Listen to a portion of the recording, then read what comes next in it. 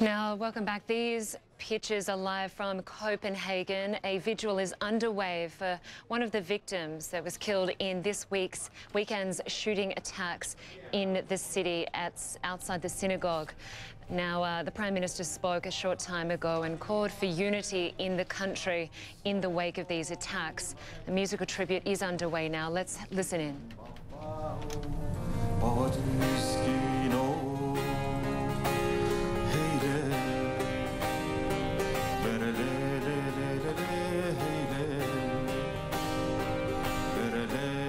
Obviously, thousands have turned out to pay their respects to the victim of this shooting. Thousands there have laid flowers, and this will continue. We'll bring you more on this as it happens. Now, the weekend shootings, of course, are drawing comparisons to the massacre at the Charlie Hebdo offices in Paris. And similar to France, Danes are talking about Muslims in their country. CNN spoke to a few of them on the streets in the capital.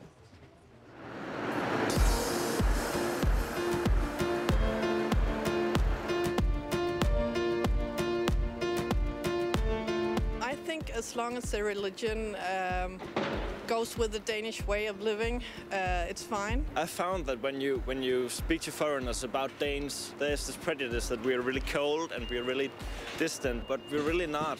We're a lot more open than we may seem. I think most Muslims are happy living here, and we are happy to have them. So it's not really a question about Islam and Danish society, I think. What just happened in Copenhagen is just one man's crazy act. I think it's so sad that there's this big gap between the two cultures and that we don't understand each other. I think it's a shame that some few people ruin others' perspective on them, because I know a lot of people who are actually nice. I think the Islamic is the one who is put under much pressure, more than the Jews. It's harder to be Islamist than being a Jew in Denmark. It was very scary, and you can just feel the fear, and it makes me so sad.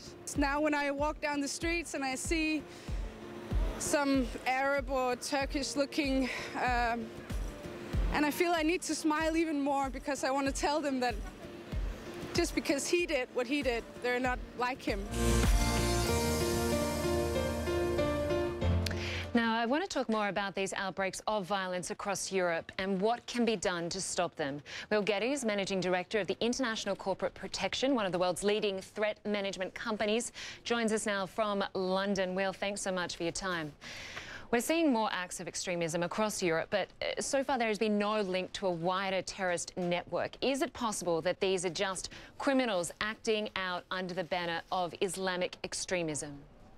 Absolutely. I would very much subscribe to that. I think what we have is a very rich combination and mix of individuals that are both potentially mentally ill, deluded fantasists, and other individuals that are using the Islamic extremist flagpole to hang whatever grievance that they have. I mean, we're looking at the perpetrator from Copenhagen, and there is no direct link or believed to be a link with any specific terrorist group. So it makes it incredibly difficult, certainly for the intelligence agencies across Europe, to try and identify these people before these things happen. Well, that's it. Police seem to know these criminals. Each of the gunmen in Denmark, France and Australia had a criminal history. Authorities know who they are and they have them in their sights. So why is it so difficult to keep track of them, and is it preventable in the future? Well, I think going back to your point that you mentioned earlier, you know, are these just simple criminals? And when we look at it statistically and proportionately, you have a lot of criminals in each of these countries. Now, which of these then decide for whatever motivation or reason to then perpetrate a horrific sort of almost quasi-terrorist attack like this is, again, very difficult to judge. You know, bearing in mind that the intelligence agencies and law enforcement are also very much under pressure in terms of looking at those within their own country that could be connected to some kind of ISIS sympathy or Al-Qaeda sympathy, being able to quantify how many of those there are, and using, in many respects, a finite resource to try and keep their eyes across all of them.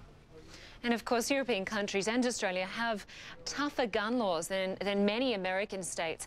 How hard is it, or perhaps how easy is it to get weapons there, given these attacks in these major cities? Well, remarkably easy. I mean, obviously, gun legislation across Europe changes and alters, obviously, from country to country, whether it be hunting licenses or whether it be for target shooting.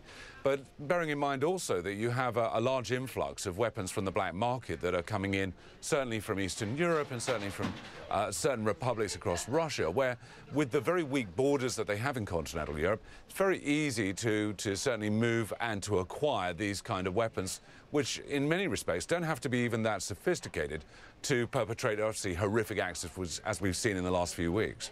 Well, it seems to be quite easy from what we've seen so far. Will Geddes, thank you so much for joining us today.